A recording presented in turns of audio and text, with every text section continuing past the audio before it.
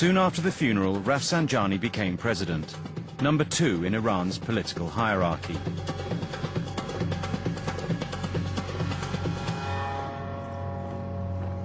America also had a new president. I, George Herbert Walker Bush, do solemnly swear. High on his agenda were the Americans still held hostage in Lebanon. United States. His predecessor had got into serious trouble, attempting to do a deal that became known as Iran-Contra. We had no relations with Iran. We couldn't negotiate. We didn't want to negotiate for hostages anyway. And that led him to the notion of reaching out in a way to Iran with this subtle statement.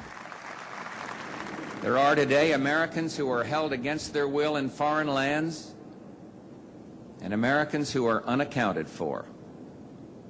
Assistance can be shown here and will be long remembered. Then the president delivered a carefully crafted phrase. Goodwill begets goodwill. It was a signal. It was a gesture. You do something nice for us, and we'll do something nice for you. Iran's new president appeared to be on a similar wavelength. ایران این آمادگی رو داره با اون کشورهای از غرب که آمادگی داشته باشند که سیاست برخورد مساوی و بدون باجخواهی و توسعه طلبی و انحصار طلبی با اینها کار بکنه. Un coup de téléphone de monsieur le président des États-Unis, George Bush père. Et alors il m'a dit sa préoccupation, son angoisse presque de la situation des otages.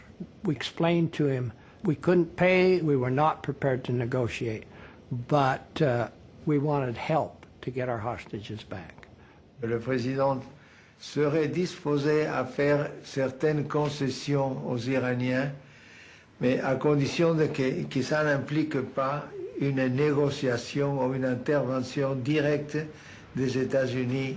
He said he had somebody that he used with Iran and with Hezbollah and could do it very quietly and very subtly.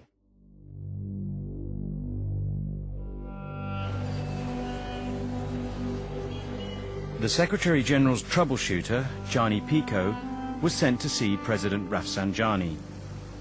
His mission was to get Rafsanjani to help America to get its hostages back.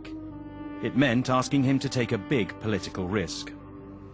It was my first encounter with the Rafsanjani president. I walked into this office together with Javad Zarif. We wanted the meeting to remain private, so we decided not to have a translator. I said to him, President Bush de facto asked to help in the release of the American hostages in Beirut, and that this help will not go unrewarded. گفتم اولا ما نمیدونیم این گروگان‌هایی که میگن آمریکایی‌ها میگن هست در لبنان یا نه. Rafsanjani was just testing the UN representative. He soon made his conditions clear. اگر حسن نیتشون رو نشون بدن ما مطمئن بشیم اینا جدیان و اگر کاری از ما ساخته باشه ما به خاطر هم لبنان هم به خاطر مسائل انسانی این کار رو خواهیم کرد. The president said if the United States expects our assistance, then it has to change its hostile policy towards Iran. حرفی که داشتیم این است که در مسئله جنگ ایران و عراق تعیین متجاوز و خسارت‌ها بی‌طرفانه عمل بکنن. Basically, that was it at that point.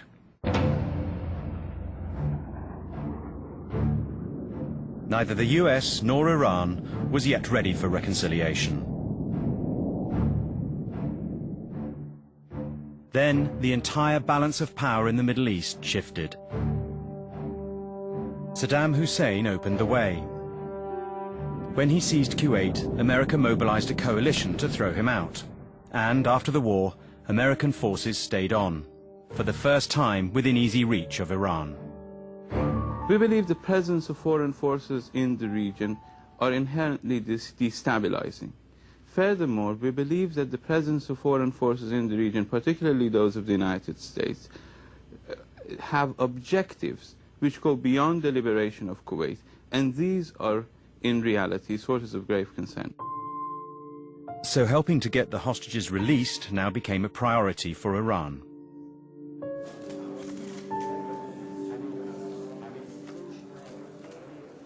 دبیر کل سازمان ملل و همراهان آمدند. برای اینکه موفق بشیم باید امریکا حسن نیت داشته باشه. وعده های آمریکا که به ما میده حسن نیت آمریکا برای ما ثابت نیست، چون آمریکا در طول این 10 سال خیلی با ما بدرفتاری کرده و خصمانه عمل کرده. Président Rafsanjani m'a rappelé que les États-Unis devaient de l'argent à l'Iran, produit de la vente qu'ils n'ont jamais reçu, des armes pour le gouvernement précédent, le gouvernement du Shah. Alors je lui ai dit que j'évoquerai cette question avec le président Bush quand je le rencontrerai. Rafsanjani summoned the commander of the Revolutionary Guard. آقای هاشمی به من گفت که چیکار میشه این کار؟ میشه کاری بکنیم یا نه؟ من یکی از فرماندهان سپاه را فرستادم لبنان.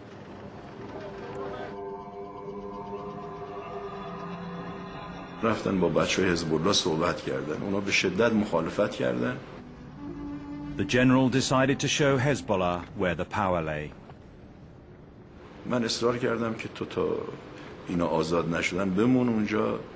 وقتی بچه‌های حزب الله دیدنشون خیلی اصرار میکنه، عده‌ای از آدم‌های تندشون شبانه با ساختمان برادر ما حمله کرده بودن، چند تا RPG زده بودن تو اتاقش که ایشون فرار کنه بیاد ایران. ولی ایشون مونده بود و با مسئولان حزب الله بالاخره مسئله رو تمام کرد.